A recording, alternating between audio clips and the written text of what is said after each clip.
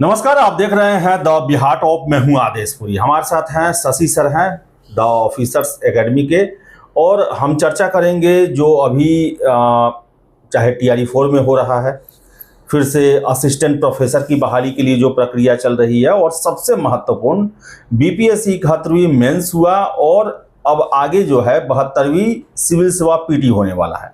तीनों को लेकर चर्चा करेंगे, तो वीडियो में लास्ट तक बने रहिएगा। बहुत कुछ आपको नया और अलग जानने में मदद मिलेगी आपको। सबसे पहले सर TRE 4, क्योंकि सर ये बहुत लंबा हो गया। अब हम लोग छात्रों के भविष्य को बर्बाद कर दिया।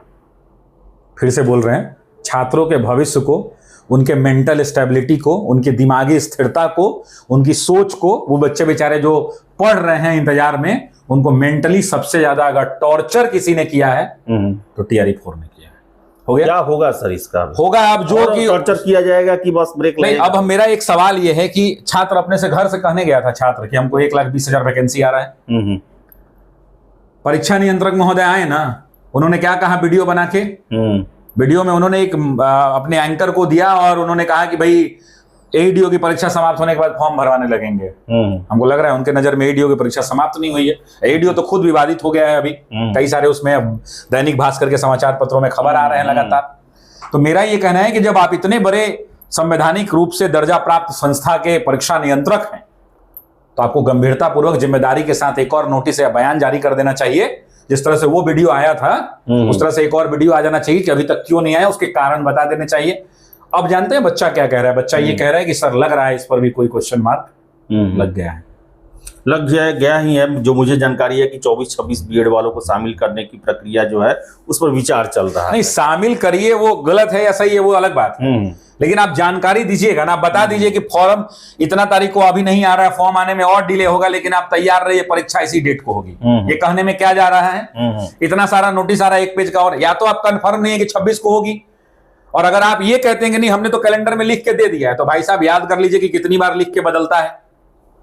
नहीं तो एक छोटा सा नोटिस जारी कर दीजिए, बेटर होगा। छात्र आराम में आ जाएंगे, शिक्षक आराम में आ जाएंगे, उनके पेरेंट्स आराम में आ जाएंगे, अनावश्यक दबाव नहीं होगा छात्रों पर, मानसिक रूप से टॉर्चर नहीं फील करेगा छात्र। अभी तो जितना आप जाइए उतना छात्र इसी निगेटिव मानसिकता में है कि लग रहा है कि लटक गया क्या।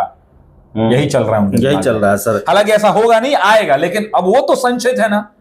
क्यों है? क्योंकि उतने बड़े आयोग के उतने बड़े पद पर बैठे हुए एक व्यक्ति ने आकर कहा कि भैया ADO की परीक्षा से पहले ये हो जाएगा, ADO की परीक्षा खत्म होगी तो सर्वर थोड़ा आराम मिल जाएगा, अभी एडमिट कार्ड डाउनलोड होगा, उसमें सर्वर बिजी है, कोई दिक्कत ना आ जाए, इसलिए उसके बाद करेंगे ऐसा ऐसा ऐसा। एक और वीडियो आ जाए छोटा सा 1 मिनट का शॉर्ट्स, जिसमें वो बता दें कि भाई डिले हो रहा है या नोटिस ही जारी हो जाए, लेकिन सर समझ में नहीं आ रहा क्या हो रहा है सर। लेकिन सरकार ने कल एक और फैसला लिया कि जो 9,000 से अधिक जो शिक्षक और शिक्षकेतर कर्मचारी हैं, जो कि 208 डिग्री कॉलेज जो खुलने वाला है, सर उसको लेकर क्या कहेंगे? कब तक भर्ती प्रक्रिया? देखिए, वो भी भर्ती प्रक्रिया, आप समझिए इस बात को कि उसकी भी भर्ती प्रक्रिया जो है उसमें भी अब आगे पीछे होने की संभावना दिख रही है। अब दो चीज समझिए, पहला ये है कि बेट को लेकर के छात्र परेशान है, क्योंकि आपने जो स्टैट्यूट दिया है उस स्टैट्यूट में आपने ये बात लिखी है कि नेट JRF /SLET। अब मुझे बताइए कि SLET किस काम का? जो लास्ट SLET आपका Bihar state level eligibility test हुआ है वो बिहार में कब हुआ? 2003 के दौर में। उसका डेट एक्सपायर हो गया, क्योंकि एज आपका है 45 साल। वो बच्चा जो उस समय एग्जाम निकाल लिया था एकदम यंग होगा, पहली बार MA अभी पास ही किया होगा। आप जानते हैं कि 16 साल में मैट्रिक, 18 साल में इंटर, 21 साल में ग्रेजुएशन, 23 साल में मास्टर्स। एक स्टैंडर्ड जो लाइन से क्रमिक रूप से अगर बच्चा पढ़ रहा है तब, तो उस समय जो 23 साल का होगा 2023 में, वो अभी 46 साल का हो गया, 45 का उम्र क्रॉस कर गया, कोई काम का नहीं रहा। या तो स्टैट्यूट में से हटा दीजिए SLET, फिर देवे मत कीजिए, और अगर आप दे रहे हैं तो बिहार के बच्चों के भविष्य के साथ मत खेलिए। बेट की परीक्षा आयोजित कराइए। बेट एक पात्रता परीक्षा है। आप नेट JRF से कठिन सवाल पूछ दीजिए। इसी बात का ना आपको डर लगता है कि बेट हल्का होगा, बच्चा पास। अरे आप नेट JRF से, मैं कह रहा हूं, कठिन सवाल पूछ दीजिए, पूछने का आपको मन है तो। और एक और बात कहता हूं छात्रों से, जो लोग असिस्टेंट प्रोफेसर की तैयारी करना चाहते हैं, कल ही रात में नेट JRF का नोटिफिकेशन आ गया है, परीक्षा की डेट आ गई है, फॉर्म भरने का डेट आ गया है, क्योंकि कोई भरोसा नहीं है कि क्या होगा, जोर जबरदस्ती का भाई चल सकता है। वैसी परिस्थिति के अंदर में आप नेट JRF की तैयारी में लग जाएं और इस साल 12 नेट JRF दें। कब तक एग्जाम का चांस है सर? किसका? सर ये जो असिस्टेंट प्रोफेसर अक्टूबर के आसपास मुझे लगता है कि करा लिया जाएगा। अक्टूबर से दिसंबर तक। अगर बेट ये लोग कराएंगे तो मान के चलिए कि सितंबर अक्टूबर तक तो बेट होगा, फिर दिसंबर चला जाएगा ये परीक्षा, जो संभावना व्यक्त की जा रही है। अब डेट तो भैया आयोग का काम है बताना, जो उच्च शिक्षा विभाग है या फिर विश्वविद्यालय सेवा चयन समिति का जो आयोग है, वो आयोग डेट शीट जारी करेगा। अच्छा, मुझे एक बात बताइए कि कल आ गया इसके ऊपर, तो आपको नहीं लगता है कि एक ऐसी व्यवस्था खड़ी होनी चाहिए जिसके अंदर में ये जब कैबिनेट से अप्रूव हो गया तो इसके बाद उच्च शिक्षा विभाग एक प्रेस कॉन्फ्रेंस बुलाए और डिले ना करे, 1 महीना बाद ना बुलाए, इमीडिएटली कॉल अप करे और बोले कि हमारे ये पाइपलाइन में आ गया है, हम इसका फलना हमारा डेडलाइन हमने सेट किया, ये टेंटेटिव है, 1 महीना 15 दिन 1 सप्ताह आगे पीछे हो सकता है, लेकिन हमारी योजना ये है।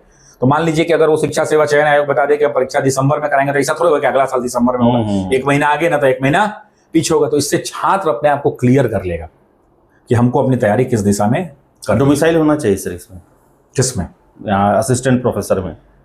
मेरा ये कहना है कि अन्य राज्य क्या कर रहे हैं, जो हमारे साथ जैसा व्यवहार करे हमको उसके साथ वैसा व्यवहार करना चाहिए, होना चाहिए सर। बिहार का नौकरी है, बिहार के जो उच्च शिक्षा में, मेरा वही कहना है कि जो राज्य हमारे साथ जैसा व्यवहार करें।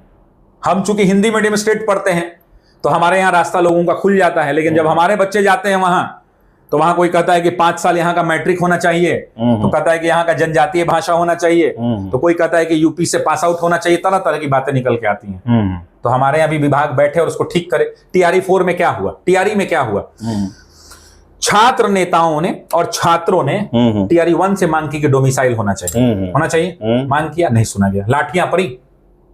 टीआरई 2 में क्या हुआ, लाठियां पड़ी। 3 में क्या हुआ, उसमें वही हाल, लाठियां पड़ी। उसके बाद एक नोटिस आ गया कि हाँ डोमिसाइल हम अमेंडमेंट कर रहे हैं, संशोधन कर रहे हैं, अब डोमिसाइल लागू करें। कौन काम का, जब 1-1, 1.5 लाख, 2-2 लाख, 2.25 लाख बहाली करना था, उस समय डोमिसाइल गायब। अब 45,000 पे, अब 40,000 45,000 पे आ गया, तो अब डोमिसाइल जिंदाबाद। तो अगर कोई भी प्रावधान लागू करना है तो उस पर एक विधिवत बैठक हो, छात्रों की भी बात सुनी जाए। बिहार के लोक संसाधनों पर मैंने कई बार कहा है कि हर माँ बाप ये चाहता है कि उसके संपत्ति पे उसके बेटे का हक हो। तो बिहार के, एक तो बिहार ऐसे ही परेशान है बेचारा, सबसे ज्यादा माइग्रेशन हमारे यहाँ है, पढ़े लिखे माइग्रेशन भी हमारे यहाँ है। लड़का बीटेक करके पूना में कितना कमा रहा है, अब एआई के दौर में आप पता कर लीजिए कितने लोगों की नौकरियां जा रही हैं। तो वैसी परिस्थिति में मेरे हिसाब से इस पर पुनः विचार करके कड़े फैसले की जरूरत है और बिहार के वेलफेयर में फैसला होना चाहिए। सर आपने अभी सुना मैंने कि आप इंग्लिश मीडियम से जो है बीपीएससी सिविल सेवा का बैच लॉन्च किए हैं। बैच लॉन्च नहीं है, वो यूट्यूब पर हम लोग पहली बार क्रैश कोर्स कर रहे हैं, क्योंकि बीपीएससी का पैटर्न बदला है और बीपीएससी में अब एनसीईआरटी सिर्फ से काम नहीं चलेगा। एनसीईआरटी बेस बुक होगा और उसके ऊपर जो स्टैंडर्ड बुक होगी वो स्टैंडर्ड बुक होगा। तो ऑफिसर्स एकेडमी का एक यूट्यूब चैनल है IAS PCS by the officers academy, उसमें चूंकि उसमें टाइम लगेगा तो अभी से हमने लगभग 3 महीने का एक क्रैश कोर्स यूट्यूब में फ्री दिया है। उसमें सिर्फ tough question in the sense कि एग्जाम ओरिएंटेड क्वेश्चन, टफ के मतलब जबरदस्ती कठिन नहीं बनाना है, एक भी वन लाइनर क्वेश्चन नहीं करा रहे हैं। हमने रूटीन दे दिया है कि फलना दिन ये टॉपिक कराएंगे, फलना दिन ये टॉपिक कराएंगे, लेक्चर 1 से 36, हर विषय के 36 लेक्चर मिलेंगे, हिंदी के अलग और अंग्रेजी के अलग। पहली बार कोई कर रहा है ऐसा प्रयास, ऑफिसर्स एकेडमी कर रहा है पहली बार। मजे की बात यह है कि उसमें जो क्वेश्चन कराए जाएंगे वो स्टैंडर्ड बुक से होंगे जो बच्चा घर में खुद पढ़ता है। जैसे मुझे एक बात बताइए, आपने भी सिविल सेवा की तैयारी की है, अगर मैं मॉडर्न इंडिया के अंदर में स्पेक्ट्रम वो मोटी वाली कवर कर लूं और एनसीईआरटी 8, 10th और 12th कवर करा दिया जाए और उनके लाइन बाय लाइन से छान कर प्रश्न बना दिए जाए टॉपिक वाइज, तो उसके बाद बच्चा का कॉन्सेप्ट कुछ बचेगा।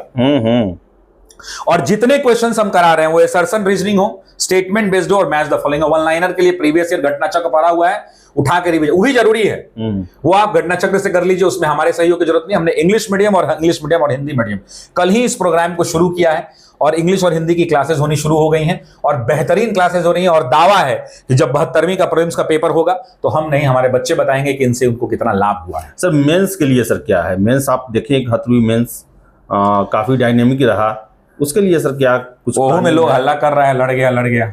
लड़ना तो सर 25-30 टॉपिक तो होता ही है, उसी से प्रश्न पूछा जाता है, वो तो सबका लड़ता है, लेकिन प्रश्न जो पूरा है। अच्छा, कोई ऐसी संस्था है जो मेंस के समय ये जारी करती है कि हमारे इतने बच्चे मेंस लिख रहे हैं? नहीं, ऐसा तो नहीं कोई जारी करता है। ऐसा नहीं जारी करता, वो तो फाइनल रिजल्ट पे वो तो इंटरव्यू का छप जाता है, वो तो वही होता ही है, इंटरव्यू का छपता है। खैर अब वो बच्चे बहुत सजग हो गए हैं, बच्चे इस बात को समझ रहे हैं। देखिए मुख्य परीक्षा के लिए 2-3 बातें हैं। मुख्य परीक्षा में जो ये 6 नंबर, 8 नंबर और 7 नंबर, 9 नंबर, 10 नंबर वाले जो सवाल जो रहेगा ना, कंपलसरी क्वेश्चन, ये गेम चेंजर साबित हो रहा है, क्योंकि ये बच्चों को ललचा रहा है उनको लिखने पर मजबूर कर रहा है और टाइम खा रहा है। टाइम खा रहा है। हाँ। उसके अंदर में जो सब टॉपिक्स वाले सवाल पूछे जा रहे हैं, जैसे इस बार मॉर्लेमेंटो आया फॉर एग्जांपल, 1909 का कौंसिल एक्ट पूछा गया।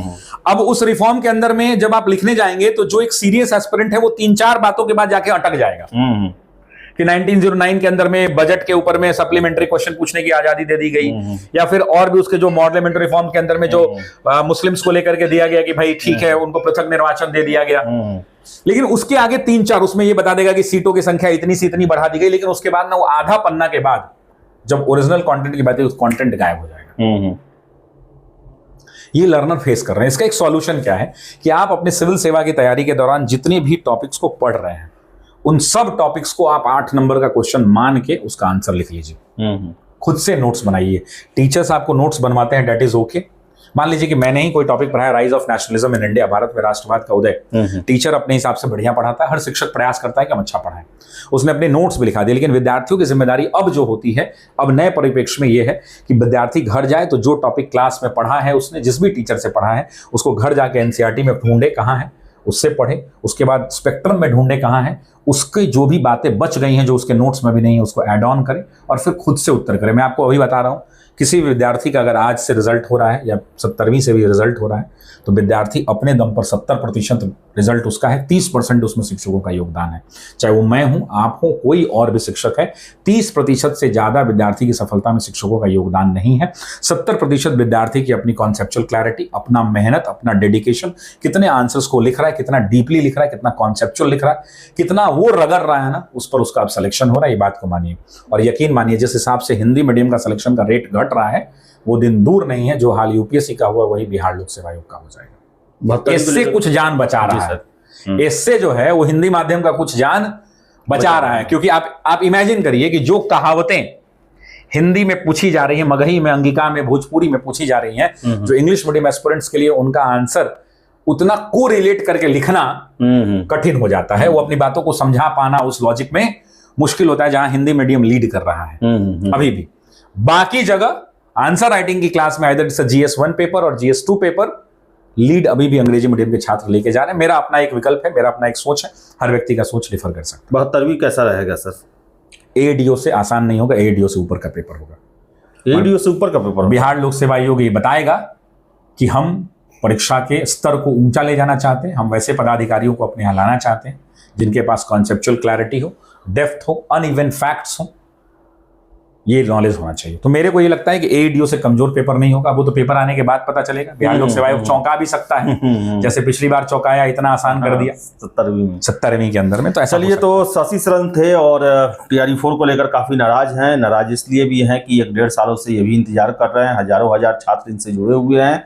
और वही बता दें कि असिस्टेंट प्रोफेसर बहाली को लेकर प्रक्रिया इस साल शुरू हो जाएगा। तैयारी में आप लगे रहें। और 72वीं सिविल सेवा आप खुद देख रहे हैं कि कैसे VPSC जो है अपने आप को लगातार अपग्रेड करते जा रहा, तो तैयारी भी आपको अपग्रेड करना होगा। एक बात और कहूंगा लास्ट में कि विद्यार्थी भी बहुत क्षणिक लाभ चाहता है। वो चाहता है कि 1 घंटा का YouTube पर हूं, उसका सब कुछ रिवाइज हो जाए। अगर आपको किसी भी टीचर का सब कुछ पढ़ाया हुआ समझ में आ रहा है, समझिए पढ़ाई कुछ गड़बड़ है।